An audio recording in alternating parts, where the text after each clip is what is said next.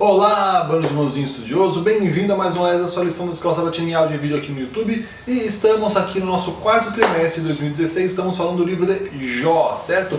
Hoje é 16 de outubro, hoje é domingo, ok? E nós estamos aqui para falar mais sobre a nossa lição que fala sobre Deus e o sofrimento humano. Não Deus é o sofrimento humano, e sim Deus e o sofrimento humano, tá? Muito cuidado com a entonação ao ler um título desses.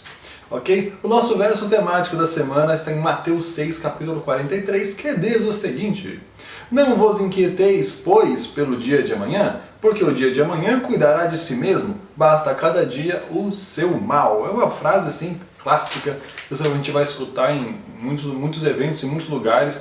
Quem conhece um pouco mais, quem se convive um pouco com a Bíblia, ouviu já isso muito em tempos de dificuldade. Então nós temos um verso temático muito fácil de decorar essa semana, muito conhecido, tá bom? Bem pessoal, vamos lá. Vamos começar então lendo hoje Romanos, livro de Romanos, capítulo 1, certo? Vai abrindo no capítulo 1, verso 18 e vamos ler até o verso 20. Que evidências da natureza revelam os atributos de poder da divindade do Criador.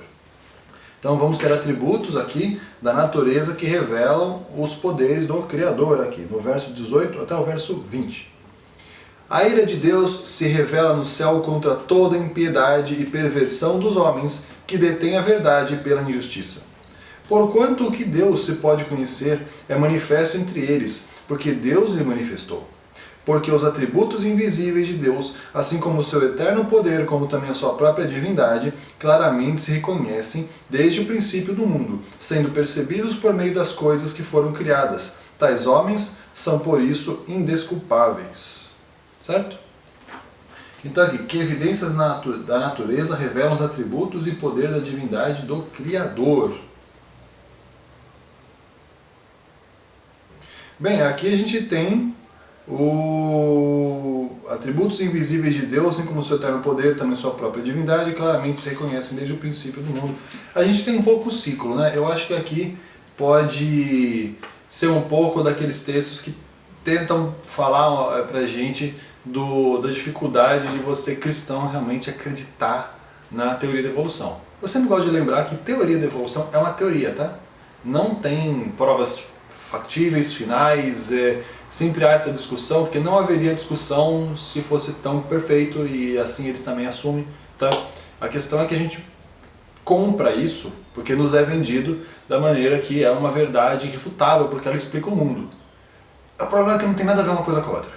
Então, as coisas são explicadas porque existem tecnologias e que existem leis físicas, biológicas que se estudaram, que avançou, que inclusive às vezes refutam o que é discutido. Tem muita imaginação nessa história aí, assim como eles acusam ter muita imaginação na questão da Bíblia. No final fica as duas coisas assim se conflitando, porque você fica acreditando nos livros que são incompletos, você acredita na Bíblia, que obviamente também não revela tudo, como é Deus. Ela revela muito, mas não revela tudo, é impossível a gente ter noção do tamanho de Deus só no livro. Mas você fica nessa discussão ali. Então assim, para mim é a natureza. Está falando muito de ira, o que é estranho para mim nos versos. Então, assim, a ira de Deus se revela contra aqueles que não têm piedade. Parece uma questão de, o poder de Deus é revelado no castigo. Mas na verdade, depois ele começa a falar que os atributos são vistos nas coisas criadas. Ou seja, em tudo que foi criado você consegue entender um propósito. E na teoria da evolução, tudo que existe você entende que na verdade ela passou a existir porque ela queria ter um propósito. Então você parte de uma pré-consciência, uma coisa meio louca assim, né? Pra você pensar em conceber isso. Fala que você não vê isso acontecer no dia a dia, você não vê isso acontecer ao longo de uma linha do tempo. Você fala, aconteceu ou não acontece mais? Certo? É muito estranho. Bem, eu não queria ficar falando mal do evolucionismo nesse vídeo, mas eu não consegui evitar. Eu não consigo conceber isso. Bem, que texto poderoso, eu odeio falar isso, mas também. A realidade e a existência de Deus são suficientemente reveladas por meio das coisas criadas. Isto é, por intermédio do mundo criado, de tal maneira que as pessoas são indesculpáveis por sua incredulidade.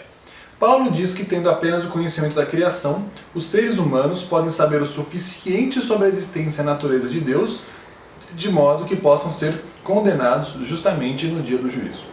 Ou seja, justamente no dia do juízo não é justamente de tempo, é justamente de forma justa, tá? Quer dizer, você vê a criação, você vê que na verdade não existe uma explicação, no caso vamos falar assim, científica, para tudo isso. Então você chega ali e você simplesmente nega, eu não quero acreditar.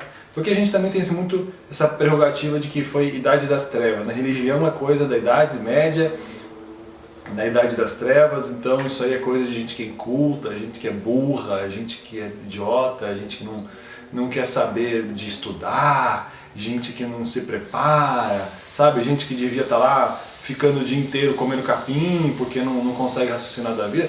Existe muito preconceito a partir de religião. O interessante é que quase todo mundo tem algum tipo de superstição, algum tipo de crendice, mas religião não pode. Entendeu? Religião não pode. Esse negócio de criação não pode. Mas pode ter crendice, pode acreditar em macumba, sabe? Mas religião não pode. Bem, sem dúvida, o mundo natural revela muito a respeito da existência de Deus. A ciência moderna tem revelado detalhes sobre as maravilhas da criação que nossos antepassados não poderiam sequer começar a imaginar, mesmo apenas há 300 anos atrás. Muito menos 3.000 anos atrás. Há também uma ironia interessante aqui. Quanto mais a ciência encontra complexidade na vida, menos provável se torna a origem por meio do acaso, como é sugerido pela ciência. Eu não tinha lido esse texto antes. Um smartphone, por exemplo, que aparenta ter sido projetado e atua de maneira planejada, revela quanto por dentro quanto por fora um projeto funciona somente por meio de ter sido planejado e atua de acordo com o planejamento. Nossa, foi estranho agora. Quer dizer, um smartphone funciona só porque ele foi planejado, atribuído e feito para funcionar desse jeito. E mesmo assim, às vezes explode ou pega fogo, certo? O ser humano que aparenta ter sido planejado e atua de... O ser humano que aparenta ter sido planejado e atua de acordo com o planejamento revela tanto por dentro quanto por fora se um projeto funciona apenas de acordo com o projeto. No entanto, a ciência afirma que é somente um produto simples do acaso. Infelizmente, muitas pessoas são levadas a crer em afirmações enganosas como essa. Cara, eu quero pegar as últimas frases aqui e refazer essas frases. Quer dizer, o ser humano, se você acredita na origem cristã, ou se você estuda um pouco algumas coisas, saiu recentemente no Facebook, o pessoal publica, tudo bem, vai que ele tem Facebook? Não, mas clique na matéria, leia, certo? Não é assim, a manchete do Facebook, isso é problema. Não seja superficial, mergulhe, não fique boiando no rasinho. Então, assim, como os sistemas imunológicos funcionam, como muitas vezes você fala assim, qual é o nível de evolução que uma criança que está gestando na barriga da mãe tem para conseguir ajudar a mãe, porque a criança tem um sistema imunológico, que saiu um pouco sobre isso. Você vai estudar certas coisas de dificuldades impressionantes que o ser humano, que o corpo e que a natureza faz, que você vai encarar e falar assim, cara, isso não é possível, isso foi feito um para encaixar no outro, isso foi feito um para se dar bem com o outro, certo? E você fica assim, cara, como isso pode ser acaso? Então o ser humano parece estar muito bem encaixado. Se você for estudar a situação do planeta Terra, a posição deles, vão dizer assim, mas é porque o planeta Terra estava nessa posição que surgiu vida. A gente vai dizer assim, não, mas o planeta Terra foi feito para surgir vida, por isso ele é, entendeu? É um pouco do ovo e a galinha, entendeu? Sempre há essa discussão porque nenhum dos dois não tem um indício forte de nenhum dos dois, certo? Bem, vamos lá. Leia Jó, capítulo 17, do verso 7 ao verso 10, e como essa passagem reflete a ideia apresentada em Romanos 1, 18 a 20. Já tivemos problema para entender Romanos, agora vamos ver se a gente consegue adaptar isso com Jó, ok? Jó 12, 7 a 10, e como isso se adapta com Romanos. Então vamos para o livro de Jó agora, vamos para o Velho Testamento. Capítulo 12, né? Então estamos aqui. Jó é um livrinho meio grande para não ter tanta história, né? Tem muita parte dos diálogos dos amigos de Jó. Então dificulta de se achar um texto. 12, 7 a 10, vamos lá. Mas pergunta agora as animárias e cada uma delas te ensinará. As aves dos céus elas te farão saber. Ou fala a terra que ela te instruirá. Até os peixes do mar te contarão. Qual dentre todos esses não sabe que a mão do Senhor fez isso? Na sua mão está a alma de todo ser vivente e o espírito de todo gênero humano. Então ele está falando aqui de novo da criação, como Deus é o Criador, que isso calha com Romanos 1, verso 20, tá? Então até aí deu para encaixar. Então vamos lá.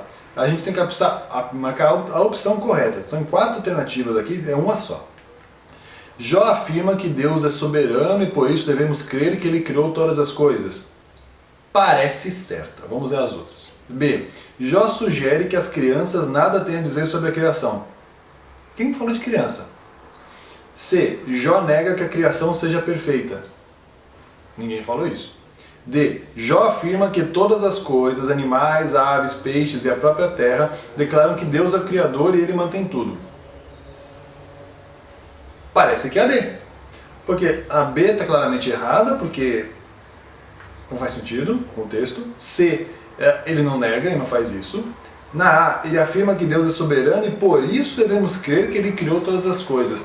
É meio que ao contrário, né? Meio que parece um sistema ditatorial. Você parece que passa por estar certa, como eu falei antes. Mas você fala assim, Deus é soberano, por isso vamos crer que Ele fez as coisas. Quer dizer, você não vai atribuir de fato para quem fez o crédito, entendeu? Mas você vai atribuir, eu acho que foi Ele. Ou seja, Deus podia estar roubando uma obra autoral só porque Ele é o maioral. Alguém fez e falou, não, fui eu. Como eu sou acima de todo mundo na hierarquia, se eu falo que fui eu. Então você percebe como na verdade essa pergunta é bem ruim da gente entender, legal? Porque a gente está ali falando e é uma posição do inverso. Então Deus é um cara que rouba a autoria das coisas, então não foi Ele, mas vamos acreditar que foi Ele, porque Ele é o Criador, né? Ele deveria ser o Criador, né? Não é, mas entendeu? Dá essa impressão, mas não, Deus é o Criador. Então tá errado essa alternativa. Não é Deus tomando autoridade em já que eu sou poderoso, eu vou dizer que foi eu que fiz. É Deus, eu fiz, então fala que eu fiz, porque eu que fiz, poxa. Né? Dá o crédito à pessoa certa.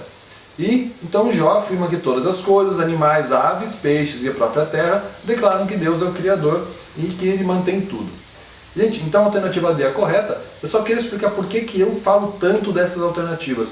Porque elas parecem muito simples. E você provavelmente vai falar, nossa, mas a resposta está muito clara quando você lê todas as alternativas. Porque, por exemplo, o texto fala de aves, o texto fala das outras coisas, fala da terra, e só tem uma alternativa que fala. Mas então, vamos ler as outras alternativas para ver se elas podem confundir você em outra situação. Você pode achar que elas estão certas e de repente elas não estarem. Então a gente tem sempre que meditar nos assuntos. Porque, vamos lá, o que é você ser um cristão crítico? Você ser um cristão crítico, eu não estou falando um crítico de critical hit, né? O pessoal que joga videogame aí, estou falando de ser um cristão crítico, de avaliar criticamente as coisas e criticar o que você achar que está errado também. Então, para você avaliar, você tem que procurar entender as coisas ao seu redor. Então, quando a gente tenta entender as outras alternativas, para ver se em algum momento da sua vida você pode chegar a desenvolver esse tipo de pensamento, ou você pode chegar a um momento que alguém pode falar uma coisa dessa e você pode passar despercebido. A gente tem que ficar alerta, porque muitas vezes essas alternativas inocentes tem alguma coisa que pode cair na sua vida depois, que pode acontecer com você, e você vai ficar assim, eu acho que está certo, mas você nem para pensar. Não, peraí, será que está certo? E de repente você descobre que tinha alguma coisa ali dentro que podia ser muito contrário ao que a própria Bíblia ensina. Então como é que você vai dizer que está certo uma coisa que diz sobre a Bíblia, sendo que você descobre que isso é contrário?